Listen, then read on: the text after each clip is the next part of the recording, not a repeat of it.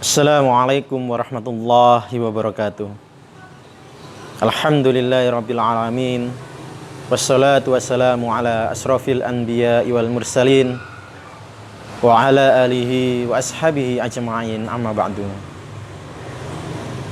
Pendengar budiman dan anak-anakku yang berbahagia, syukur kehadirat Allah atas segala limpahan nikmat dan karunia-Nya sehingga kita dapat dipertemukan kembali pada pertemuan yang penuh berkah ini. Salawat serta salam senantiasa kita haturkan kepada junjungan kita Rasulullah Muhammad sallallahu alaihi wasallam. Karena perjuangan beliau, keluarga beliau dan para sahabat, pada hari ini kita dapat merasakan nikmatnya iman dan Islam. Pendengar budiman dan anak-anakku yang berbahagia, ketika Rasulullah Muhammad sallallahu alaihi wasallam wafat, seluruh umat Islam merasakan kesedihan. Tak terkecuali para sahabat dekat beliau. Di antara sahabat Rasulullah yang merasakan kesedihan yang begitu mendalam adalah Bilal bin Rabah.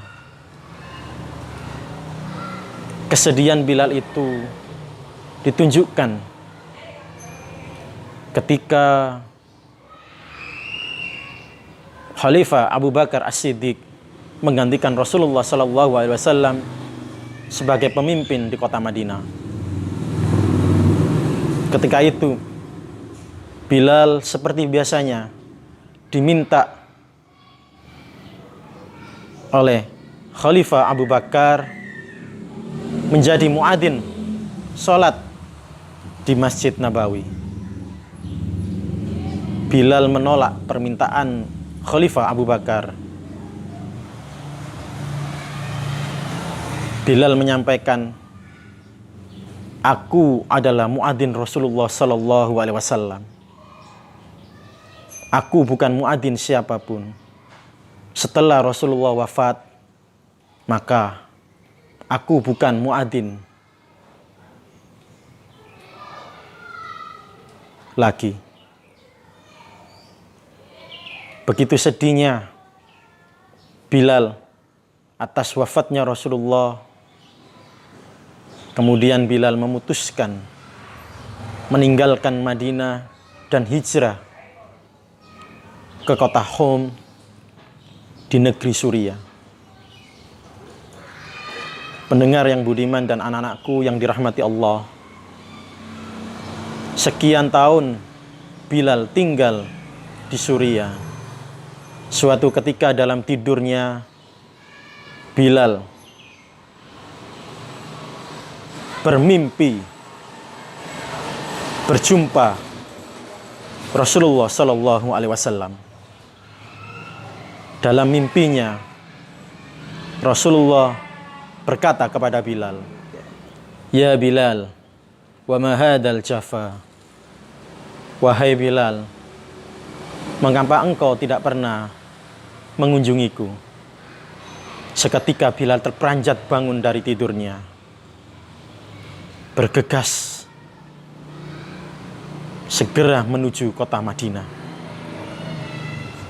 Ketika itu umat Islam telah dipimpin oleh Khalifah Umar bin Khattab. Sesampainya Bilal di kota Madinah, beliau segera bergegas menziarahi makam Rasulullah sallallahu alaihi wasallam. Di depan makam,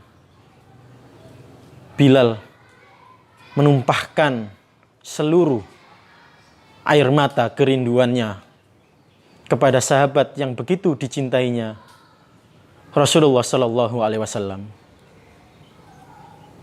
Di tengah pemandangan yang mengharukan itu, dua anak laki-laki yang beranjak dewasa datang menghampiri Bilal Seketika Bilal memeluk keduanya. Mereka berdua adalah Hasan dan Husain, cucu Rasulullah Sallallahu Alaihi Wasallam. Kemudian para pendengar yang budiman dan anak-anakku yang berbahagia, Husain menyampaikan permintaan kepada Bilal. Wahai paman Bilal, maukah engkau sekali ini saja mengumandangkan azan untuk kami, agar kami mengenang kakak kami Rasulullah Sallallahu Alaihi Wasallam. Melihat pemandangan yang mengharukan itu, Umar datang menghampiri.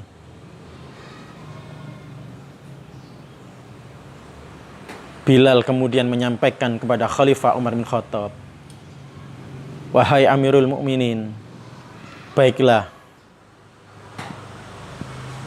aku akan mengumandangkan adzan sekali ini saja.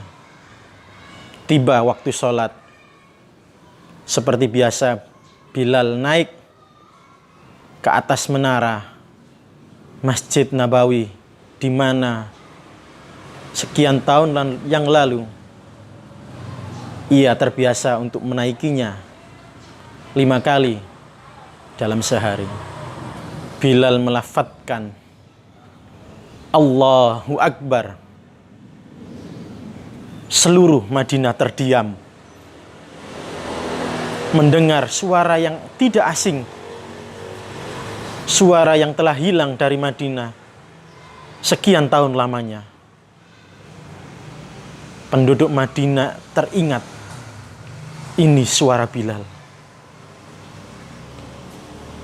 Kemudian Bilal lanjutkan mengumandangkan lafaz asyhadu an la ilaha illallah.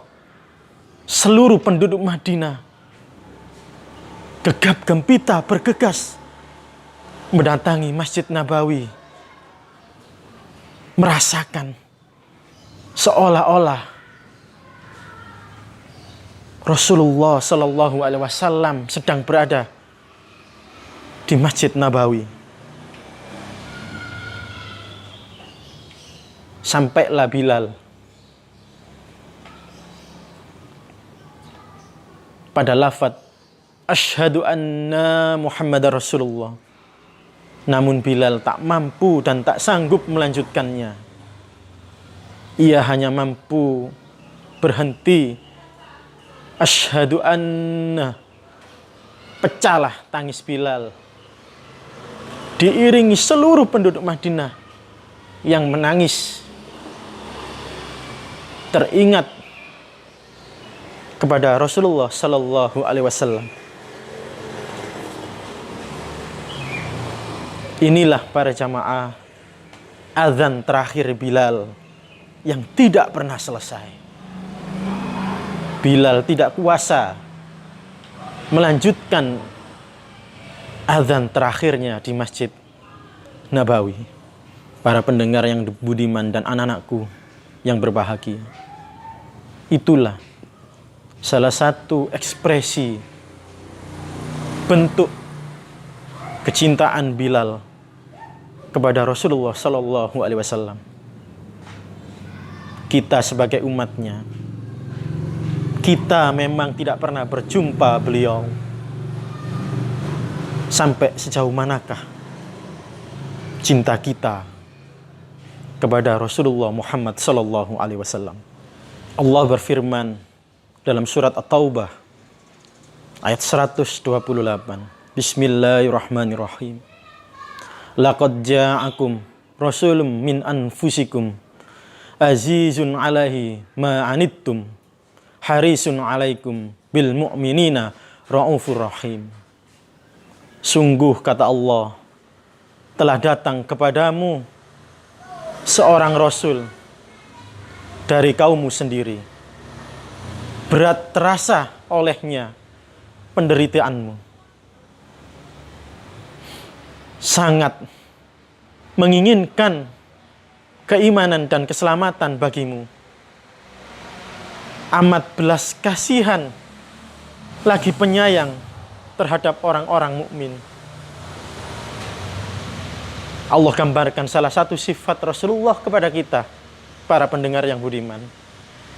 Betapa Rasulullah sangat mencintai kita sebagai umatnya.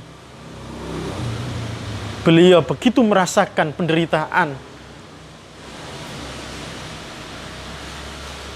yang tidak mungkin dapat dirasakan oleh manusia biasa. Agar kita beriman, agar kita selamat di dunia dan akhirat.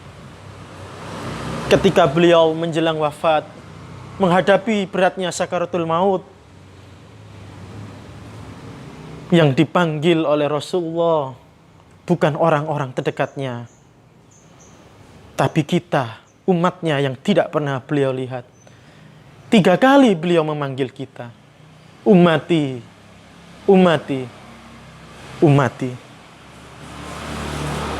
Pendengar yang budiman dan anak-anakku yang berbahagia, begitu besar cinta Rasulullah kepada kita, maka sungguh sepantasnya kita membalas cinta Rasulullah dengan kecintaan yang tiada ternilai, kecintaan yang sungguh-sungguh.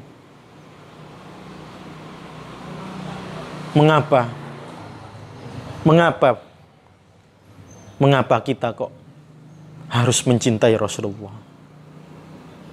Dalam hadisnya Rasulullah bersabda, "La yu'minu ahadukum hatta akuna ahabba ilaihi min walidihi wa waladihi wan nasi ajma'in." Tidaklah sempurna iman salah seorang di antara kalian hingga aku lebih dicintai, melebihi kecintaannya kepada orang tuanya, anak-anaknya, dan seluruh manusia. Para pendengar yang budiman dan anak-anakku sekalian, para ulama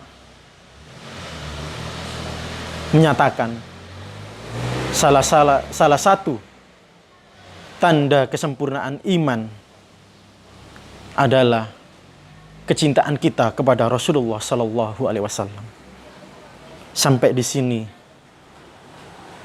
para pendengar yang budiman, mencintai Rasulullah Sallallahu Alaihi Wasallam bagi kita orang yang beriman adalah suatu kewajiban. Dan hanya dengan mencintai Rasulullah Sallallahu Alaihi Wasallam kita akan merasakan manisnya iman.